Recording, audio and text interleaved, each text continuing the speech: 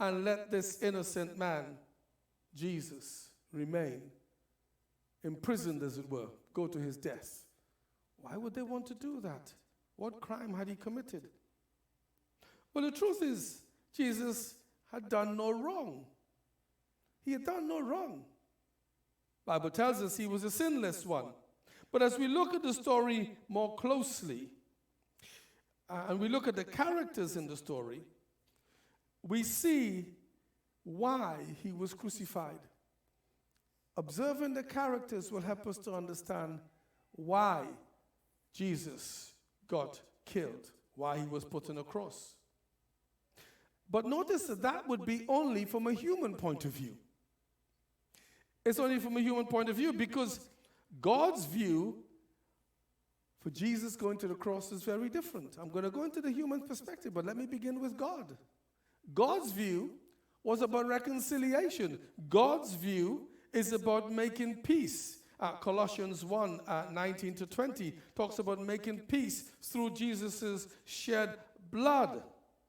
That's the high and noble plan of God for all of creation. So God's view was Jesus going to the cross was that he may die to save creation.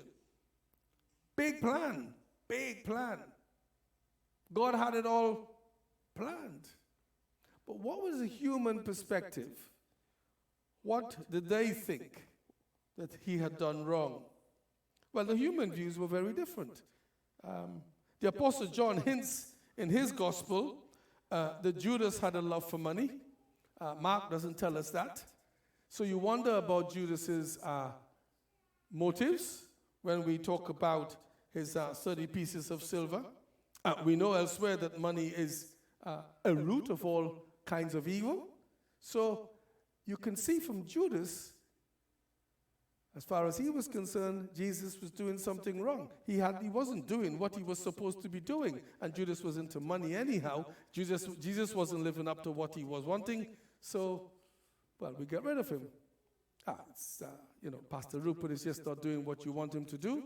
So, I don't know, whichever one of you is into the love of money, go and make a deal and have me bumped off. Charming, isn't it? Charming. Mark 15 verse 10 tells us that the chief priests, they were jealous of Jesus' popularity. As far as they were concerned, that's the crime he'd committed. He had become too popular. Even Pilate knew that the many things they accused him of was only a smokescreen to hide behind the fact that they didn't like this little upstart, this young whatever, attracting all these people in the place. I'm going to come back to them in a moment. The high priest, Caiaphas, we know from other writings, but he was in cahoots with the Romans, as that was the only way for them to maintain their wealth. The high priest loved status, wealth, privilege. So far, we've talked about money. We've talked about power. Thankfully, there is no sex in the story.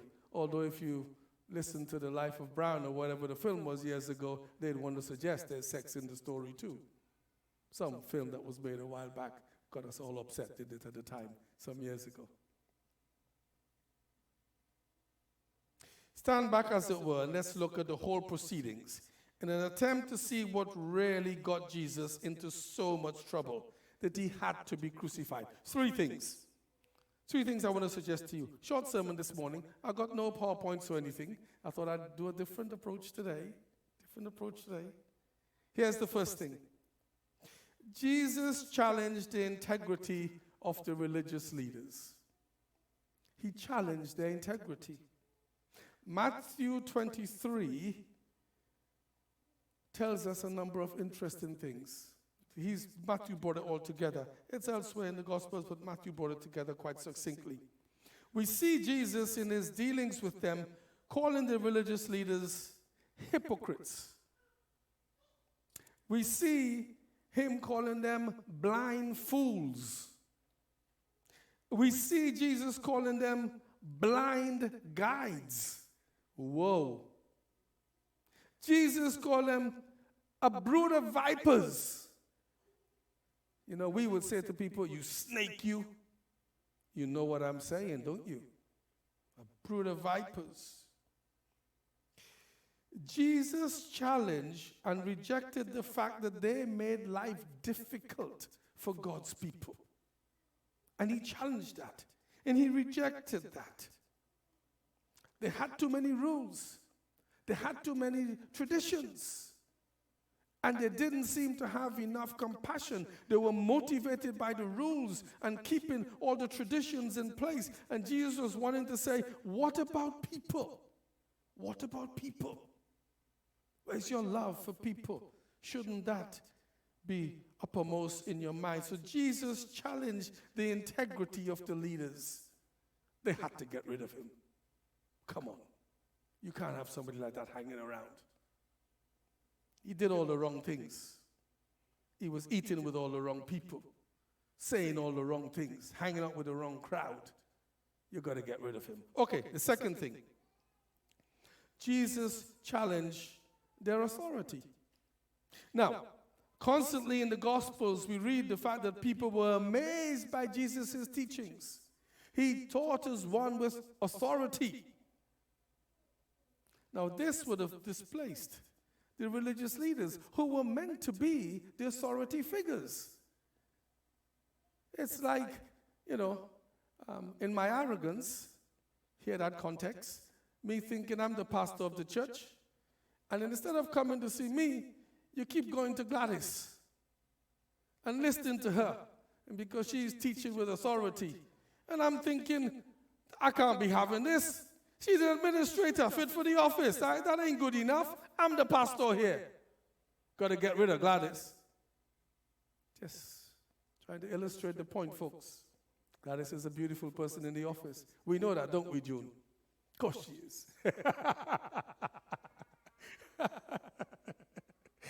Jesus challenged their authority. They had to get rid of him. But here's the third thing. Jesus had the audacity to claim to be God. The audacity, in their opinion, to claim to be God. I think this was the final straw that broke their back, to be honest with you. With their high view of God. In John's Gospel, for example, in chapter 8 and verses 57 to 59, Jesus refers to himself there as the I am. Whoa, whoa. You know how far back in the Old Testament I am goes. Yahweh, the God above. You can't approach, you can't see, or anything like that. This is God, the Almighty, transcendent, all-powerful, all-knowing, all-seeing, the I am. And Jesus has the audacity to claim to be God. That was like a red rag to a bull. And these bulls responded. He had to die. He had done wrong. For just under 3 years, his public ministry was such that he was a very popular figure. We read the Bible, we go through the Bible every Sunday, we journey together, we know these things. He was a popular figure. Now, as I've tried to explain above, he's fallen foul of the religious leaders, but he's also fallen foul of the political authorities in Jerusalem. Here's the thing, the religious leaders, they just didn't get Jesus. They didn't get him, in my opinion. He broke too many of the laws. He behaved in ways that was not fit or befitting of a rabbi.